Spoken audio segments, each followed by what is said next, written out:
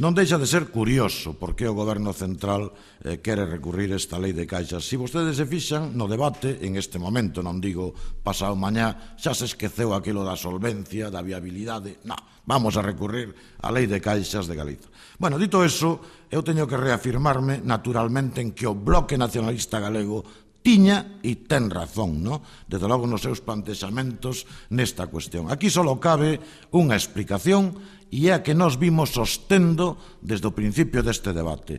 Hai un intento clarísimo do poder central de expoliar o aforro galego. Porque é así, se trata de expoliar o aforro galego, de levar o aforro deste país, deslocalizalo de aquí e leválo para poñelo ao servicio do desenvolvimento territorial e social de outros lugares do Estado español. E esta é a cuestión que, se ese recurso se confirma, efectivamente estaría á vista de todos, non?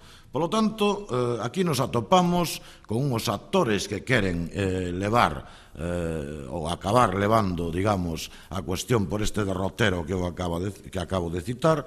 Polo tanto, eu creo que tamén se pon en evidencia que esa lei de caixas galega era necesaria e que é unha boa lei de caixas para defender os intereses do noso país.